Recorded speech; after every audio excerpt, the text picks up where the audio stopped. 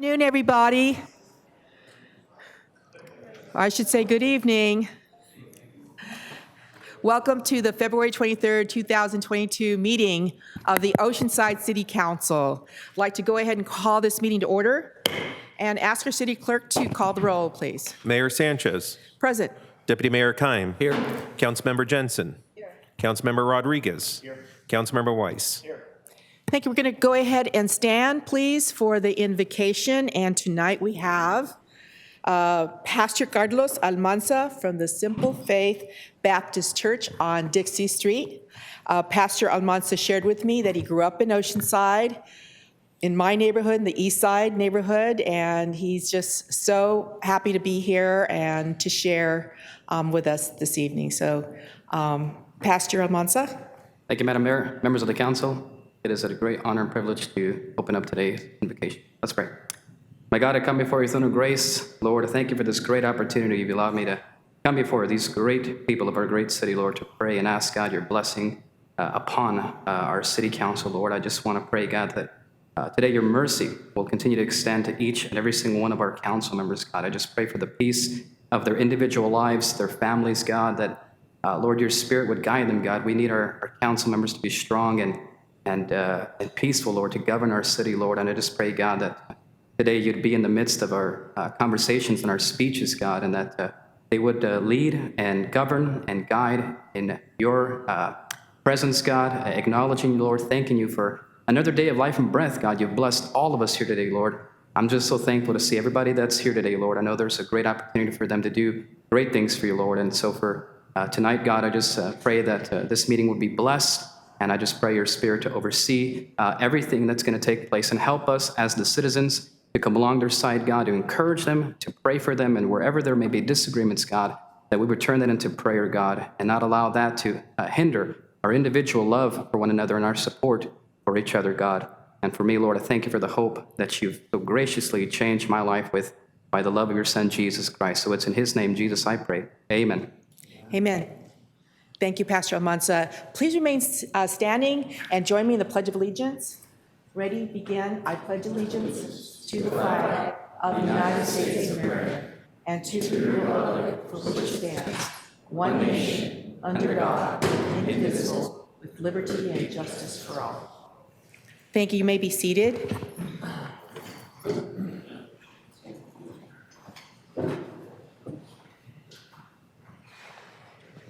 And tonight we have the Chamber of Commerce Executive Director Scott Ashton, who's here for our Mayor's Business Spotlight. And tonight we're honoring Jonathan Pinto, who is the EMT Program Director of the Institute of Healthcare. So I'm going to go ahead and hand this to you. Thank you, Mayor and council members. Really appreciate the opportunity to recognize Jonathan, for the great work he's doing in our community. Jonathan has an EMT training business that he opened. He opened in January of 2020. So I want to talk a little bit about his resilience as a small business owner, opening up a business at a time when he did not know it was right around the corner. And he and his team had to make some major adjustments in order to comply with COVID regulations. And I've just been really impressed by his resilience. One of the things I do want to mention, when everyone else was saying no to small business grants for businesses that opened up in 2020, the city of Oceanside said yes. And so Jonathan is one of the businesses that our city staff and council helped, so we really appreciate that. I'm going to stop there because I want to give Jonathan a couple minutes to tell us about his business. All right. Well, thank you so much, Scott. We really appreciate you, Mayor, having us here today. And we wanted to tell you a little bit about our business. This is my wife, Jessica, here, and she helps me run it. And we're here located in Oceanside, just off the 78 and El Camino Real. We're the only EMT initial training program in the city limits of Oceanside. And we're real thrilled because some of our graduates have actually been hired by the Oceanside Fire Department. Yep, that's a good thing. And we've also had some hired by the San Diego Fire Rescue, as well as the Long Beach Fire Department. I wanted to give a quick shout out to my son, Jack Pinto, and Casey, and Kaylin. And they, along with other people, have helped us make this dream a true reality. So, you know, we kind of had a kick in motion, because when we had this pandemic going on, you know, and the governor wrote the state of emergency, we had to step into gear, and that's what we did. And we went ahead and we trained as many EMTs as we could, because we didn't know what was going to happen or where they were going to have to end up being. And so we were really thrilled that we were able to do that. Again, we really appreciate you. We appreciate the ability to be here in Oceanside, and we're thrilled. And we have some jackets for everybody. And thanks again. Thank you so much. Thank you, Jonathan. And I think I don't know if you know, but we are currently accepting applications for firefighter, right? Is that right? Yes. So that opened up, I think, yesterday. Yeah. So thank you very much for being here, investing in Oceanside, and helping us ensure that we have enough public safety personnel for our community. So thank you so much. Thank you. It's our pleasure. And This presentation for you, we're going to get a quick photo. Oh, sure. Yeah. did you want the rest of your family here? Yeah, that'd be great. Hey, everybody, come on up. I'll hold this for you. Thank you so much. Yeah.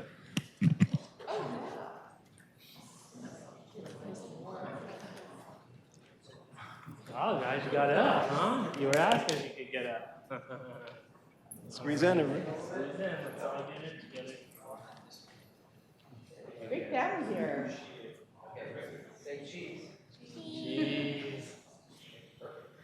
Thanks, all right. Thank you so much. Thank you so much. Thank you. Thank you again, Mayor and council members. Thanks for the recognition.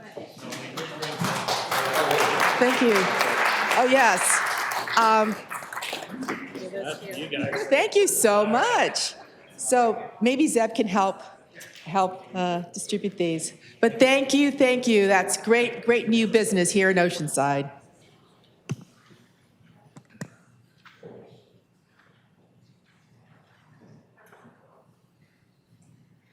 Mr. Mellon, closed session report.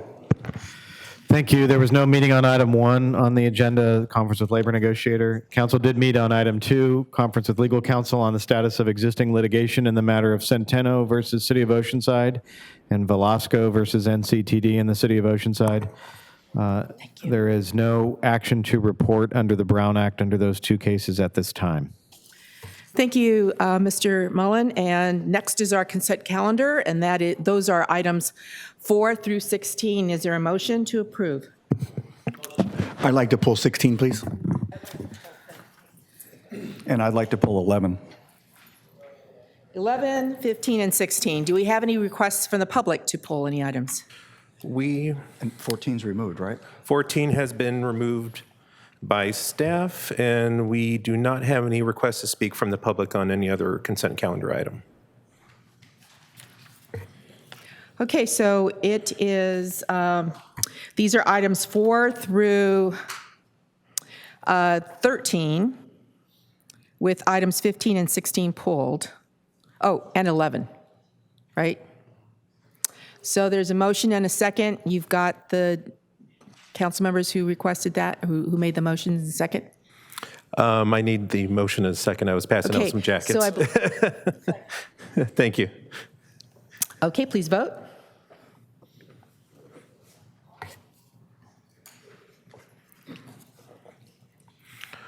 Motion approved, 5-0. Thank you. We'll go ahead and address item number 11. That's approval of a professional services agreement with SDK Architecture, Inc. of Temecula in the amount not to exceed $1,005,287 for the design of the new Fire Station Number 8 project. Appropriation of funds in the amount of $186,080 from the Municipal Facilities Fund and authorization for the city manager to execute the agreement. Yeah, I wanted this pulled. I just have a couple comments. One being that I will be supporting and moving approval of the design contract, but I want to make sure that we don't, and I will not be supportive of going into construction contract for a second fire station until we have plans in place and financing in place for whatever we're going to do with the police station. We need to advance that, and I'd like to see that have an opportunity to compete for funding versus having another fire station. And I also want to make sure that the action tonight, as part of this action, the new fire station is going to include what will amount to 6 additional personnel. And I want to make sure that we're approving just the design contract and not agreeing to approve 6 additional positions. And with that, I'll move approval of staff recommendation. I would like to ask the chief to come forward, fire chief to come forward to basically do a presentation on, a brief presentation on why we need a fire station to prepare for Fire Station 8. We're actually understaffed at this point, under the number of fire stations that we would need to be able to service at a acceptable level of service to our community, which where we have higher demands for service. Honorable Mayor, council members, Rick Robinson, Fire Chief, thank you for the question.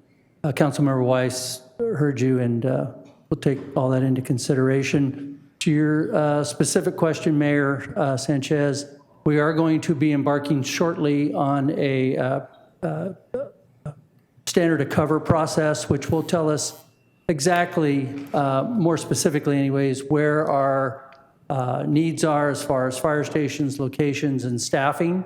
I'll just speak directly to Fire Station 8, is that it is currently, we're in a rental space in a commercial structure.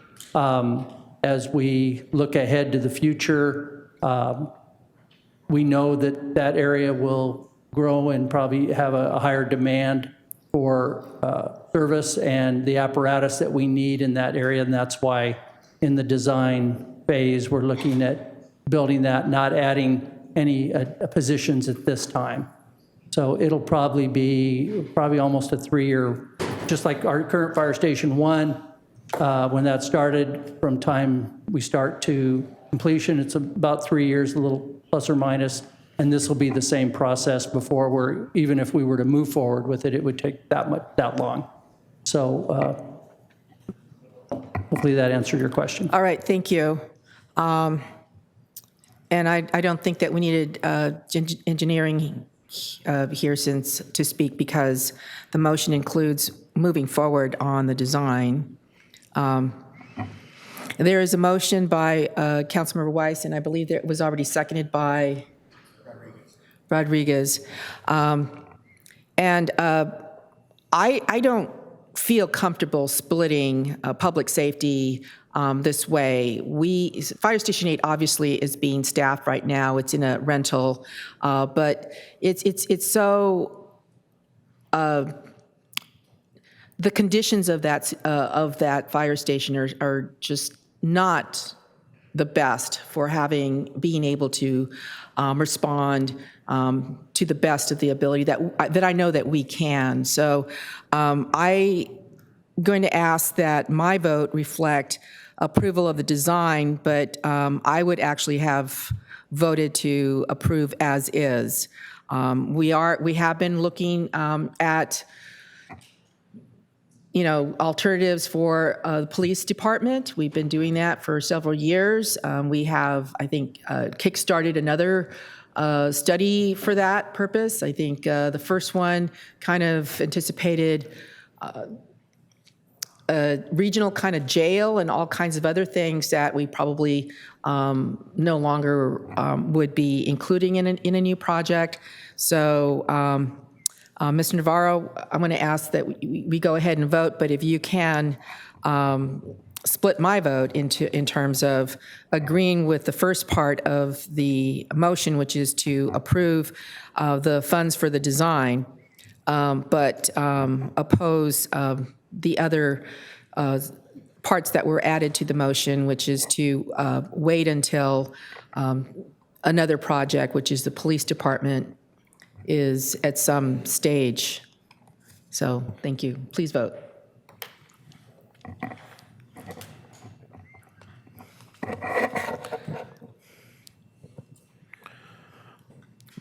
First part of the motion approved 5-0. Second part of the motion approved 4-1 with Sanchez no on the other parts of the motion. Thank you very much.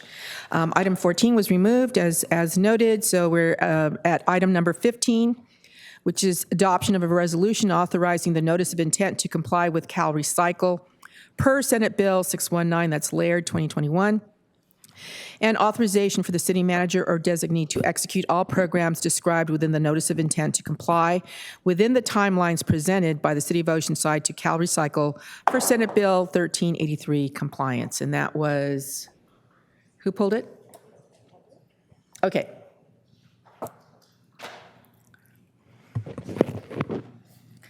Hi. Good evening. I pulled this because I would like more information on where we're at with our franchise agreements. It's my understanding that Agri-Service has ability, capacity, and permits to get started.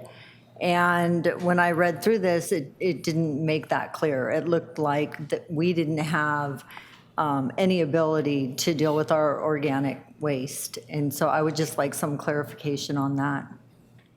Sure. Good evening, Honorable Mayor, Council, Colleen Foster. And in answer to your question, Councilmember Jensen, the 619 Notice of Intent to Comply is to basically apply to Cal Recycle for potentially protection from any sort of regulatory penalties associated with SB 1383 in its entirety. So there are a lot of things referenced within the 619 application that we potentially could be in violation with starting January 1st, 2022. So basically it provides us blanket protections if approved by Cal Recycle. In direct response to your question where we're currently at with current agreements, current services, and the new negotiation that we plan to bring to City Council shortly. Today, the current services that we have out there in the community, we have commercial services. We have food scraps recycling services for commercial customers, as well as landfill and recycling. We don't have all the requirements within the commercial space, so we're still working on finalizing that, but we're very close to finalizing that. Multifamily, we're currently working with Waste Management to finalize the rollout of food scraps recycling to multifamily customers and plan to have food scraps recycling in compliance with SB 1383 to all multifamily customers, hopefully by late August in partnership with Waste Management.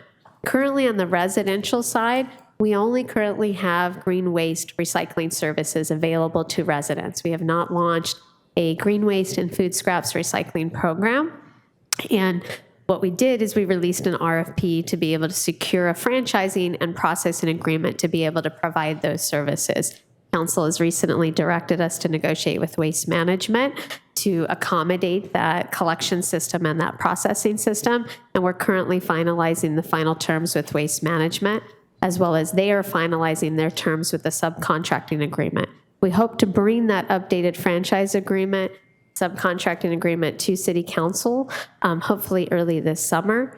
Simultaneously, city staff is also working to develop any necessary amendments to the lease agreement with Agri-Service so that it conforms with the franchise agreement so that we can bring everything forward together this summer. But at the end of the day, this does not negate the fact that we don't currently provide these services today. And as such, we are requesting 619 protection for the full calendar year of 2022. If services come online earlier, if Agri-Service is able to accept the full spectrum of SB 1383 materials earlier, we can definitely tell Cal Recycle that we've come into compliance earlier, and that would then just kind of void out this whole process, but it provides that protection currently. Sorry for the long answer, but I hopefully that helps you.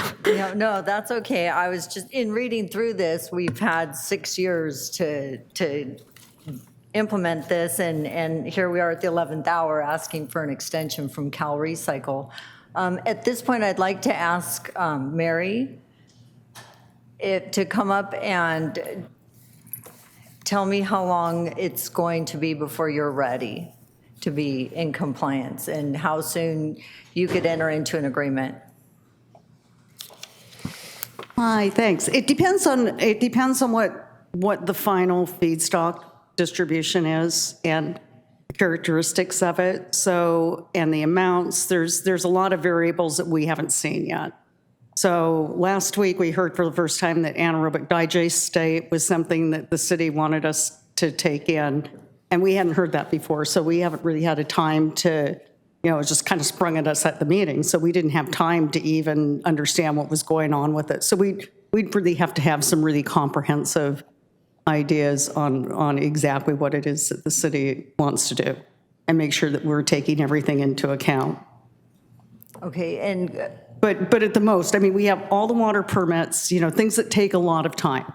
We have all of the water permits. We have a full permit from Cal Recycle. We would like to know these things now because we are going to go through our 5-year review this year.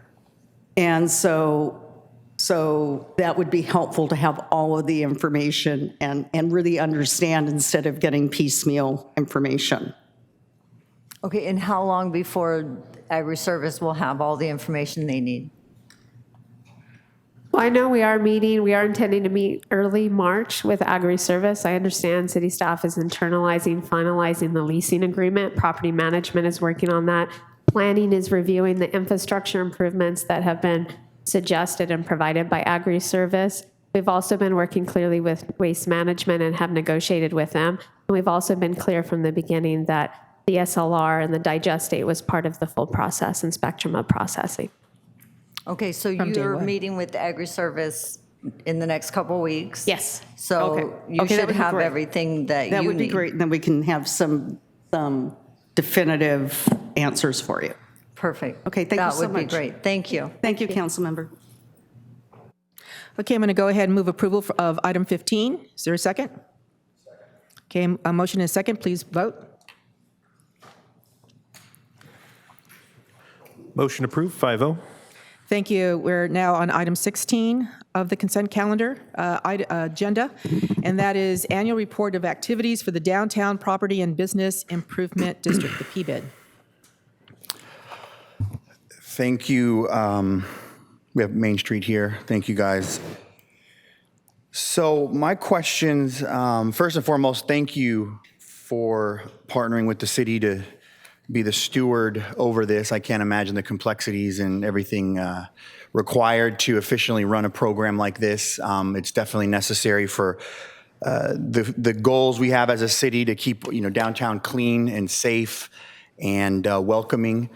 And so my first question has to do with, and just for the public's knowledge, I believe that on an annual basis, the city's contributing from our properties roughly $83,000. Does that sound about right to this program? Yes, Okay. that is correct, Got it. Councilmember.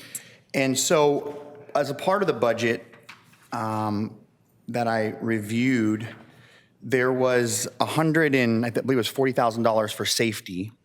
Let me pull that up. Or 120,000, 119, 327, but we only used 40,000.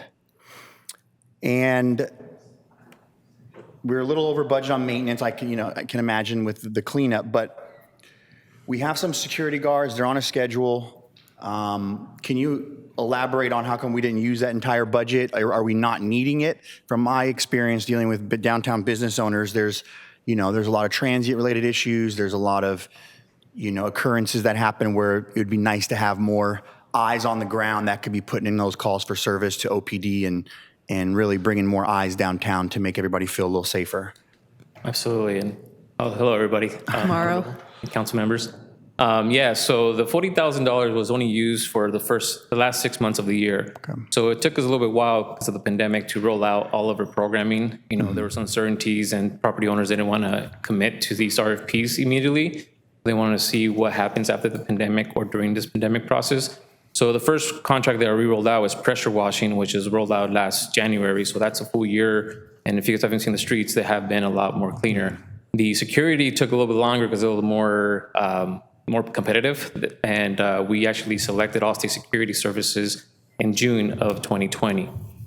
We do have a balance of budget from last year and the year before. So what we're doing this year, we're expanding, probably almost doubling the services this year. And the great thing this year, what we're doing, we're working with security services, that we're going to capture the 12 a.m., 6 a.m. Time frame, where that's where we see a lot of more crime and more related issues that we're experiencing with property owners. So that's what we're working right now with Aussie Security. And we just met a couple weeks ago to expand that contract with them. Okay, very good. That's awesome. I'm glad to hear that. How often is Main Street Oceanside participating in the regular Police and Fire Commission to bring some feedback on maybe additional support you might need with, for your program you're running down there? Yeah, we just launched actually a Clean and Safe ad hoc committee where we have police department involved with that. Okay. And so it's going to be a working committee where we're going to be developing programs and strategies to make sure that security continues to be the #1 concern that we have in downtown. So that's going to continue to roll out, and we're already thinking about some ideas of how we can communicate better with our stakeholders and provide our services in a really tight budget. Some of the properties in downtown spend $1 million for security for 2 blocks. We're trying to spend $120,000 for 27 blocks. So very good. So that's a big difference that we're trying to deal with right now. Last thing, I remember seeing remarks about this plan that discussed the potential implementation of cameras in high call for service areas. I know in my district, Fireside Park, that community was really tormented with calls for service right outside the riverbed. And so I worked directly with our police chief and OPD, and we got some cameras up, and they have seen night and day difference because those cameras are out there. There's a sign that says, hey, you're being filmed. And, individuals tend to not want to do what they usually do when they think they're being filmed. So maybe that's something, not within your budget. Maybe that's something that we can do just as a city to work with you on. I would suggest definitely reaching out and seeing what areas we can get cameras installed. We are working with the police department, and they have installed, I believe, 35 cameras right now. Oh, awesome. So they're active. Obviously, we don't monitor them on a regular, or they don't monitor them on a regular basis. Yeah. The challenge is getting property owners to commit to these installations. So it's not really having the ability to do it, but it's getting the property owners to commit to some surveillance. Yeah. And it's the Privacy Act, right? They feel like they don't want to be bothered, they don't want to be, seen. So we're working on that already. So hopefully we can install more cameras down the road. But I just want to make you guys assure you guys that security is our #1, goal for us to make sure that we continue to improve here in the next years. Great. Thank you very much. Thank you, Chris. And Ms. Deanna Lorison, our city manager, wanted to address this as well. Yeah, so Councilmember Rodriguez, we did allocate $500,000 from the first round of Measure X funding for the downtown camera program. We did run into some delays because of supply chain issues and so forth in getting those cameras, as well as Gumaro referenced, placing them. But that's in the final deployment stages. So I just wanted to affirm that, yes, that was a high priority and we are working on it. Thank you. And just for the record, the person who's been speaking is Gumaro Escarcega from Oceanside Main Street. Just for the record, we all know him. We all love him. Thank you, Esther. Yeah. And yeah, you're on candid camera. Mm-hmm. Is that what the notice says? Anyway. Any other questions? Motion to approve. Second. Okay, so motion by Councilmember Weiss, second by Councilmember Rodriguez. Please vote. Motion approved, 5-0. Thank you very much. We're now on our one general item that we have for this evening, and that is item number 17. Approval of a professional services agreement with Schmidt Design Group of San Diego in the amount not to exceed $476,360 for the design of El Corazon Park Site 1. Appropriation of funds in the amount of $547,814 from the Parks Fee Fund, and authorization for the city manager to execute the agreement. And today we have a report by Kimberly, how do you say your last name? Laubach. That's what I thought, but I didn't want to butcher it. Our associate engineer.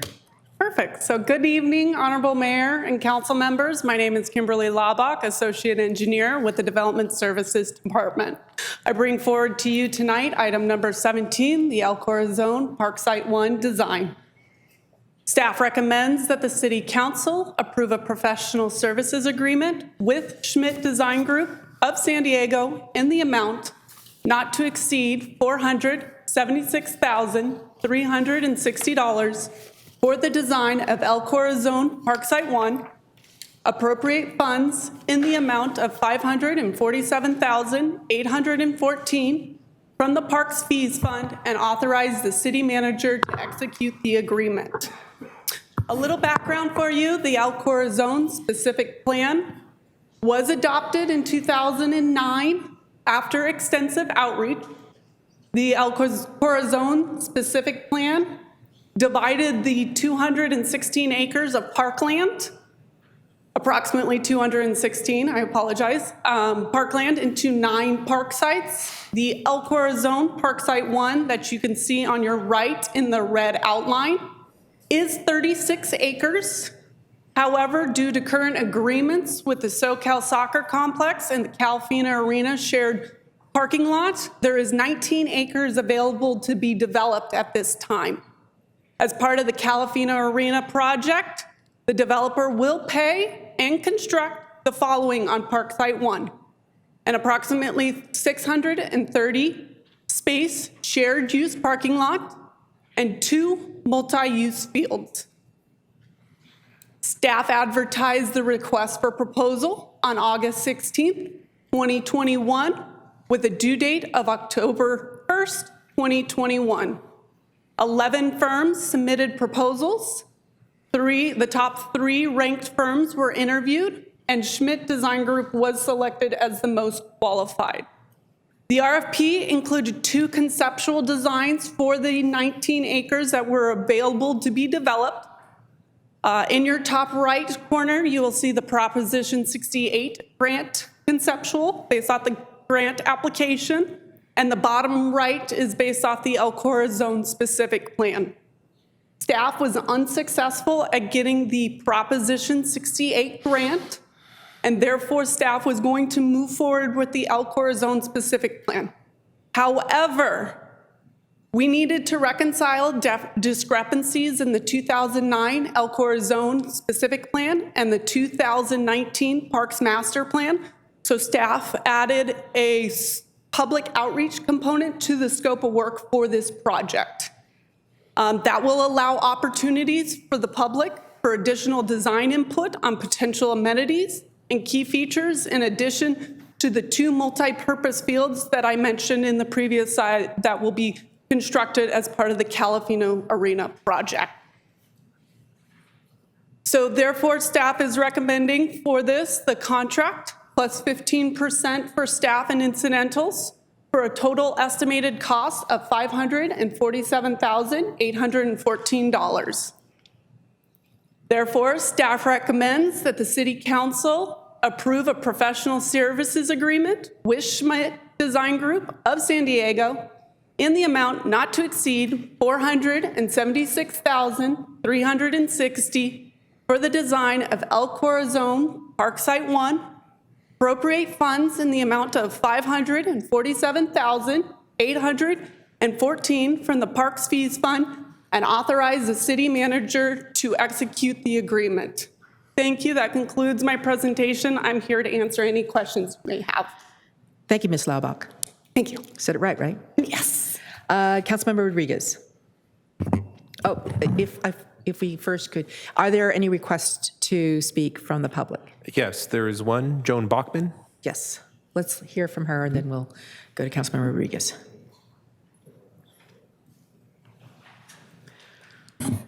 Hello, Joan Bachman, President of Friends of El Corazon. We're here to support this. We are quite thrilled that with the Schmidt Design Group, we have poured over many of their drawings with the Sudbury infrastructure and other things. So we're very aware of their capabilities. And so speaking for Friends of El Corazon, we're very happy that we're going through a more formal design process and with someone of that caliber. I did sit down with the specific plan, the Parks Master Plan, and the grant proposal, and looked at all the different things that are on there. So now we know what was accounted for and what wasn't, but that there will be a lot more to that as far as acreage and space and and placemaking will be a really big part of this. So we're thrilled with that and looking forward to working with that. There is one issue that I have brought up to engineering, and we will resolve hopefully very soon. Up on the Park Loop Road, there's a grading plan to put excess material that could compromise the Park Loop Road. So we will work through that question with staff, and I have no question we'll get that resolved. Finally, I'm also speaking a little bit for Wayne Goudenay. He called me and asked me to come. He's actually out at the parks right now and asked me to give the Save Our Streets group, has been very involved with El Corazon and wants to continue to be very involved with El Corazon. So we have plenty of public participation in this process, and we can't wait to get started. Thank you. Thank you. Okay, Councilmember Rodriguez. So the grant proposal, when did that come back for denial, and what was the reasoning? I don't remember seeing a memo on, and that's my apologies if you pass that through. Councilmember Rodriguez, as I recall, it was in late November, and the state received about 10 times as many applications as they had money to allocate. Okay. And I think that's the primary reason why we weren't funded. When you just had that much competition, there were other projects that did rank higher than ours. Got it. And with respect to the specific plan, do you know how many park sites there are designated on that plan? Roughly? I mean, there's more than one, correct? Right. 9, I think. She's nodding her head yes. So this will be our first public park. Many of the park sites are impacted by the SoCal Sports Complex, which is an interim use. So we will have to adapt and adjust over time as to how we're able to proceed with those other parks. And there's no funding source even after this is designed, correct?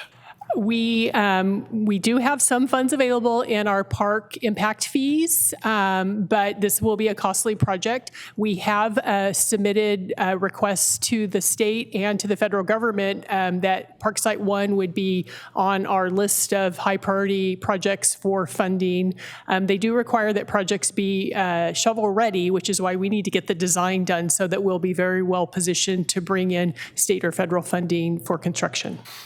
Okay, yeah, that's what I'm getting at is currently there's no identified. There's obviously, we're going to do our best to apply for it, but we're going to go through this design phase. We're going to use the park impact fees, and we're going to design something that we don't have funding for.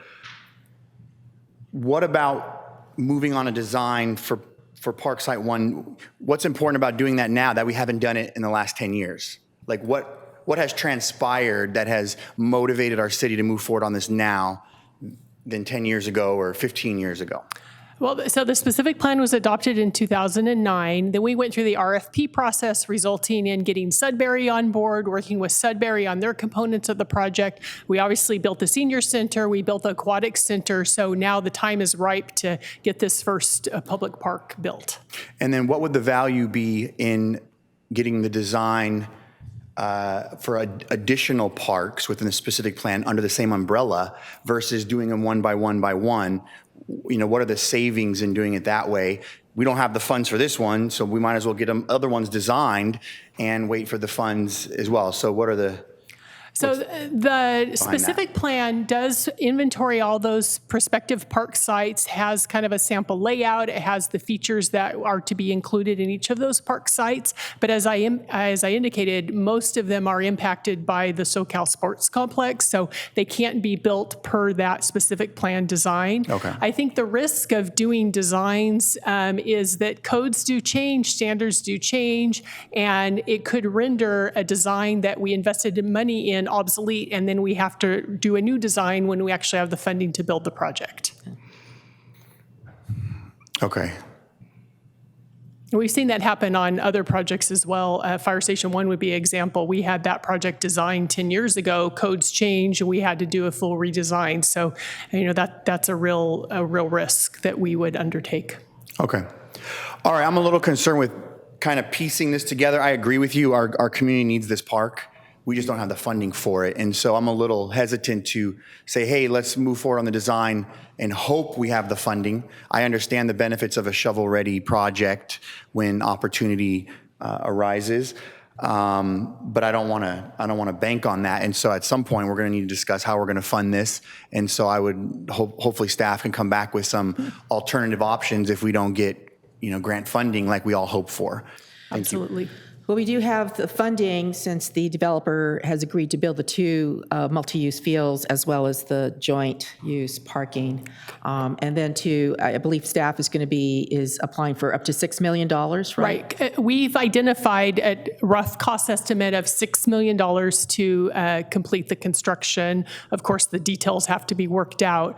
And so that's what we've submitted to the state and federal government as that would be our ask at this point. And park fees are coming in a little higher than we projected because of the development activity that's occurring. Plus, we do have the park fee study underway, which could result in adjustment to park fees and additional park revenue coming into the future. So I'm confident that we will be able to get a funding plan in place. Hopefully, grant funds cover the bulk of the costs, but I'm confident we'll be able to get the park built in the next few years.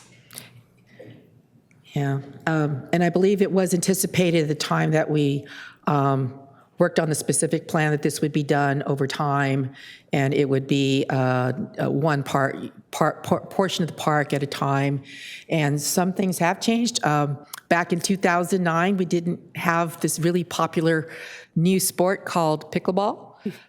So that is probably going to be one of the discussion inclusions, right, in terms of what are our highest priorities. So, Councilmember Weiss. Thank you. I think one of the other reasons it had to wait is up until now, Moody's reclamation was occurring on the same site. So this is, if I'm not mistaken, designed for the park itself. So at some point, we are going to have to enter into designs for the utilities and access roads leading to the park and the park loop road to get access around the park, which will be separate from this project, the one we're dealing with tonight. Councilmember Weiss, Honorable Mayor, and council members, that is correct. This is just for the design of the park. The current agreement with the Calfina Arena will bring some of those utilities, but the city is required to bring electrical, but they are going to be bringing in the sewer and the water for those fields. Okay, thank you. I'll move approval of staff recommendation. There's a motion by Councilmember Weiss and second by Deputy Mayor Keim. No other requests to speak. Please vote. Motion approved, 5-0. Thank you. Thank you. Do we have any requests to speak on items not on the agenda? Item number 20, Mr. Navarro? Yes, we do. We have one request to speak from Ken Layton. Mr. Layton. Sorry? That's right. Thank you. I have to say that. A lot of good is happening in Oceanside. The new water recycling plant is the first of its kind in the county. Fire station number 1 is coming. New beach bathrooms. We've finally given attention to the rundown Pier Plaza area. OUSD is about to improve long neglected elementary schools. Anita's on Coast Highway is starting its 50th year as a homegrown, family-run success story, and other mom and pops like the Flying Pig and the soon-to-open Curry and More make downtown sizzle, while Tom Aldrich and family are breathing new life into the 130-year-old brick hotel. And our police chief, instead of wringing his hands over the staff shortage, has taken the initiative and said he and other homegrown officers are actively reaching out to local youth, urging them to join the force based on shared Oceanside pride. But why all this greatness with such embarrassing dysfunction? We would have had sand on our beaches right now if our public works director, who has since skipped town to work in San Clemente, would have simply done his job and applied for the so-called scoop permit for opportunity sand. But no, he was asleep at the wheel and no one else at City Hall was paying attention. We have no sand right now due to incompetence at City Hall. And whether you think groins are right or wrong for the long-term beach sand fix, the city made a complete joke of itself by ignoring other cities and saying, we're going to make groins no matter what. Tonight, Solana Beach becomes the third city to say no. Last night, the Del Mar Council said Oceanside was out of line for acting on its own, and a Carlsbad City Councilman said, quote, this move by Oceanside ranks as one of the most amateurish in terms of not working with other cities. Was there no one in City Hall to tell the council majority they were making us look like a bunch of backwood hillbillies? And now, because all the developers know it's open season in Oceanside, the developer of the Breeze project at the end of Nevada Street just changed his approved 34-unit project into a 4-story, 146-unit hillside monster. Why?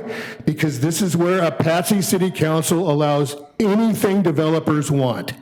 8 units on Hunsaker where there used to be 1? Come on down. A 4-story tenement in South O with only 1 parking spot for every 3 bedrooms? Just give me campaign cash and you can sure enough get everything you want, because that's how we do things here in good old boy Oceanside. Thank you. Thank you. No other requests to speak from the public? Okay, thank you. Item number 21, which is my request to make appointments to our motions for removal from some or all of the city's advisory groups. I did submit the notice of intent as well as recommendations. My motion is to move approval. Is there a second?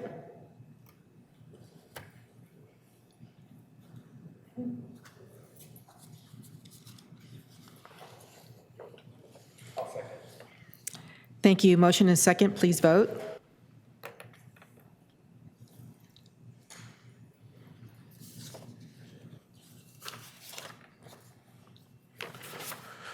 Motion approved, 3-2. Keim, Weiss, no. Thank you. Item number 22 is under adoption of ordinances, is adoption of an ordinance amending Article 30, Section 3006 of the zoning ordinance to incorporate revisions to the accessory dwelling unit ordinance and fully implement all provisions as prescribed by state law. This was introduced on February 9th. Is there a motion to adopt? Second. There's a motion by Councilmember Weiss, second by Deputy Mayor Keim. Please title the Thank you. ordinance. This is the adoption of an ordinance of the City Council of the City of Oceanside amending Article 30, Section 3006 of the zoning ordinance to establish revised accessory dwelling unit regulations conforming to the provisions of Government Code Sections 65852.2 and 65852.22. There's a typo in there that I've corrected, and it's been placed on file with the City Clerk's office. Thank you. Please vote.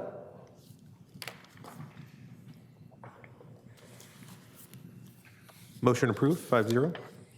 We have one public hearing item at 6 o'clock. We're going to go ahead and take a break at this time until 6 o'clock. Thank you.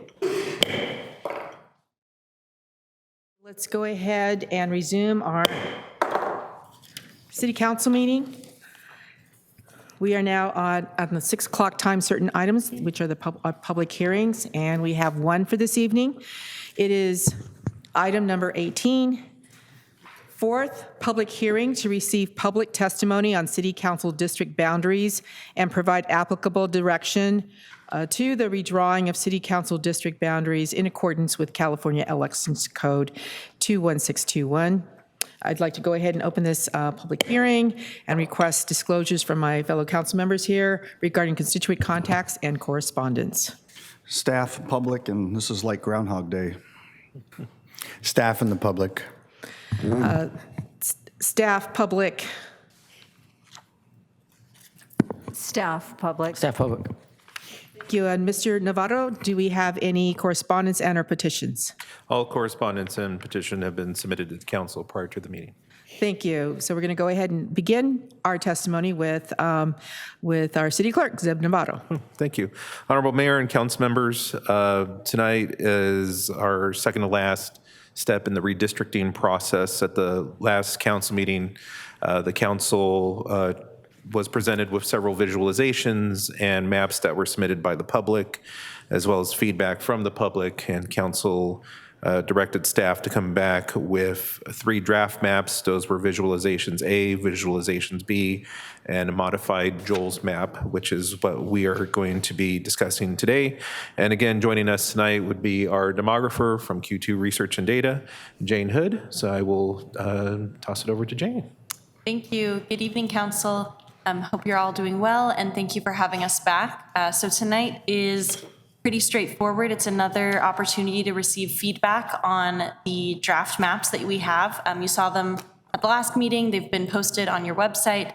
So tonight's really up to you all. If you would like to make any changes to them, we can take a look at them. But at the end, we'd like to hopefully select a finalist map so that you can bring it back on your next meeting and take a vote. So with that, I'll turn it to the council to give me direction on any of the maps you'd like to look at, make changes to, or anything else at this time. Thank you. And this is a public hearing. This is a time that we hear from the public. You do not have to have signed up for this item previously. You simply can rise and approach one of the podiums and identify yourself, your name, and then you can speak for up to 3 minutes. We did have Joan Bachman register to speak. I don't know if she's still here. I believe she was, I thought she mentioned she was attending an event, but Okay. let's see. We're doing a quick search for her. Okay, so no requests to speak at this time. So I'm going to go ahead and close this portion of the public hearing and bring it back to the council.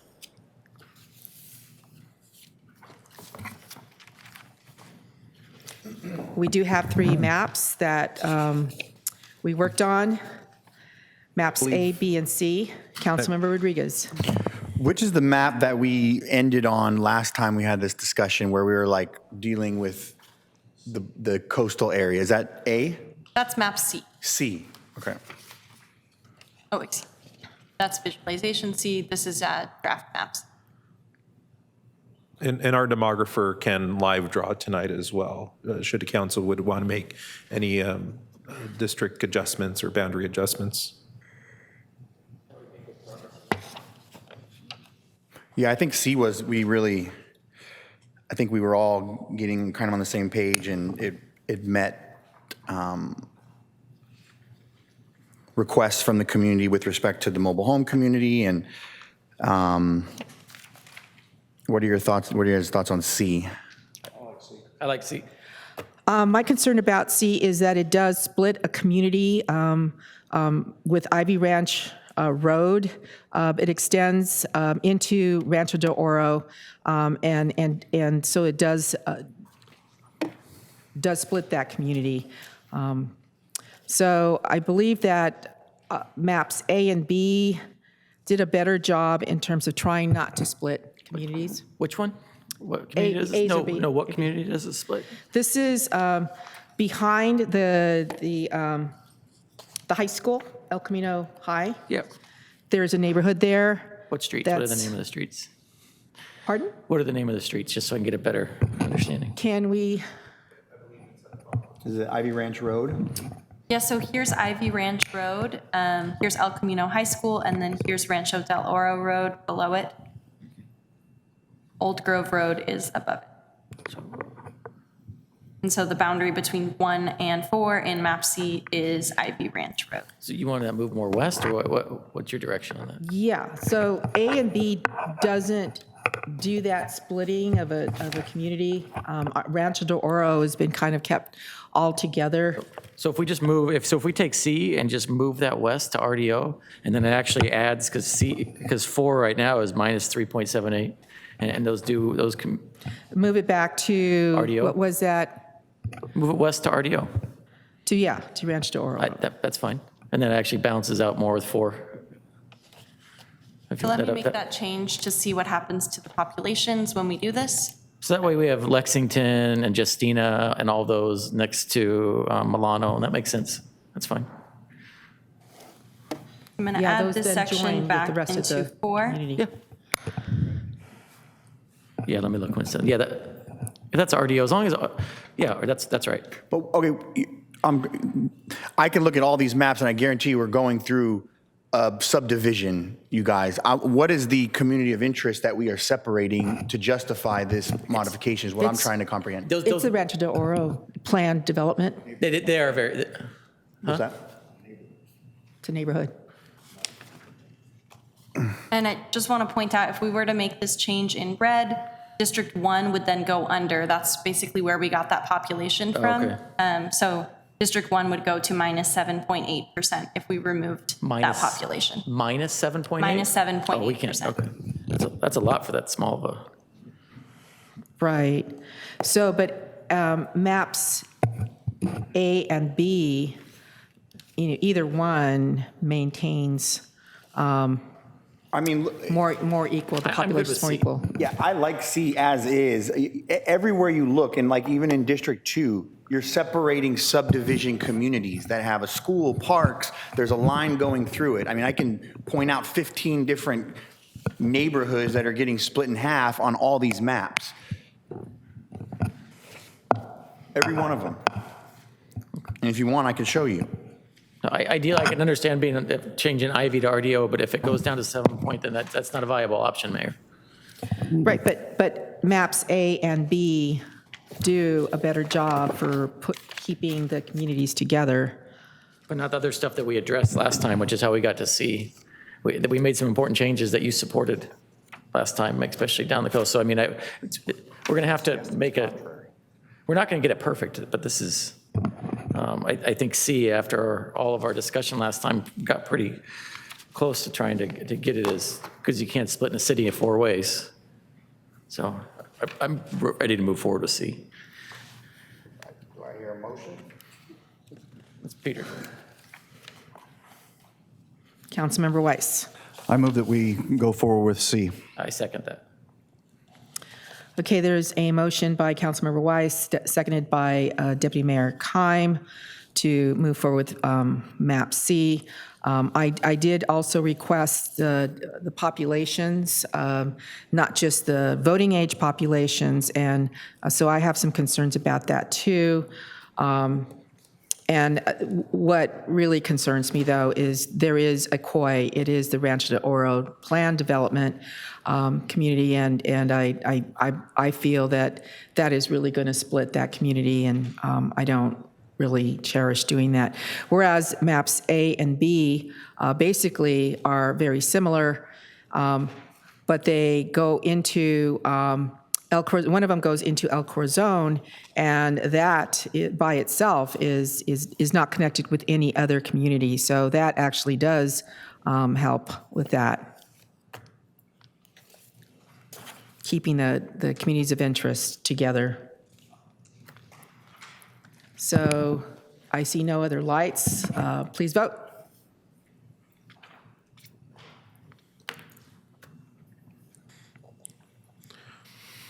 Motion approved, 401. Sanchez, no.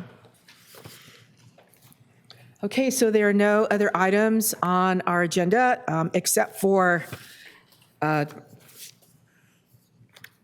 see, Mayor and, excuse me, it's on, it's not here. Or general council member comments. Do we have any? Okay, Councilmember Rodriguez. Do you have something to say first? I'm pulling mine out. No, mine, I'd like it to be last.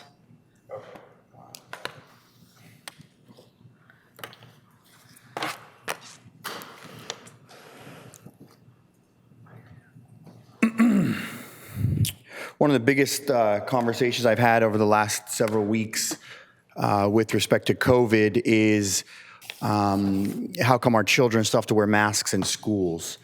It's starting to, and it has been infuriating parents on these irrational guidelines that you can't make it make sense. And so recently, Rancho Santa Fe School District issued the following statement, and I am calling on, we have 5 school districts within the city of Oceanside. I'm calling on them to move forward on these types of common sense policies that puts choice in the hands of the parents and the students and gets away from mandates that don't make sense. So I'm going to read this. It says, dated February 21st, Dear Rancho Santa Fe School Community, I hope you had a nice family week. I wanted to let you know that this evening, the governing board held a special meeting to discuss masking requirements in school. During the meeting, the board took action to approve mask choice for students effective tomorrow, February 22nd. We look forward to welcoming your children back to school. Please let me know if you have any questions. Sincerely, Donna Trippy, the superintendent. So the governing body, the board, the elected board made the decision that our children and their parents should have a choice. And I'm calling on all local North County school districts to follow suit and restore power back to the parents and those students to make the best health decisions for their family. Thank you. Thank you. Councilmember Jensen. Yes, on that note, I'd like to bring some attention to the school choice initiative that is going on right now. There's a petition to have school choice put on the ballot in November, and we need signatures for that. You can go to www.californiaschoolchoice.org and sign that petition. It levels the playing field for all kids. Wealthy families have school choice, and I believe everybody should have school choice. Thank you. Thank you. Seeing no other lights, my comments are these. I attended the funeral for Savai Seau, the Seau family here in Oceanside. It was the 4th son to pass away.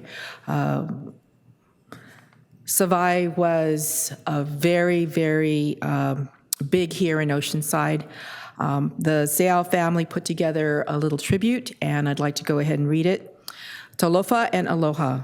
Our beloved Savai Seau, a teacher, artist, coach, son, husband, father, uncle, and dear friend, passed away on February 1st, 2022. Savai was born in San Diego, California on August 5th, 1965, to Taina and Luisa Seau. He graduated from Oceanside High School in 1983 and went on to play football and graduate from the University of the Pacific in Stockton, California, with a BA in arts. After college, Savai relocated back to our San Diego with his family and pursued his passion for art, starting his own business, Seau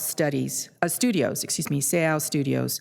Savai went on to work at various schools in the physical education department, but spent the last 14 years of his career at his beloved school, Warren Walker.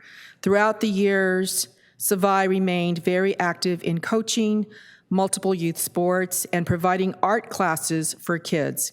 He was a devoted father and coach to his sons on and off the field. He had a magical way to always leave a lasting impression on all who had the opportunity to know him, a humble being who was able to touch the lives of so many others. He will be deeply missed by friends, family, and all who loved him, the Seau family.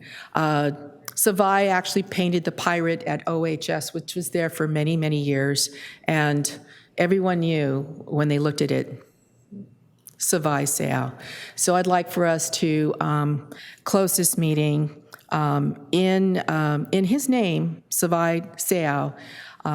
The Seau family has given so much to Oceanside. Savai was a leader here, and his art is amazing. So unfortunately, he will not be able to produce more pieces of art, but that he has done, I'm hoping that will be shown at the Museum of Art or somewhere so we can really honor this young man who died so young. Born in 65 and perished this year. Please rise. Moment of silence.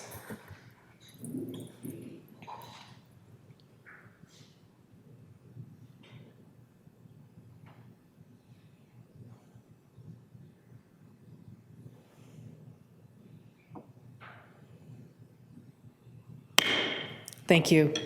We are adjourned to Mayor Council Workshop on March 2nd, 2022 at 2 o'clock to discuss public safety services. Thank you.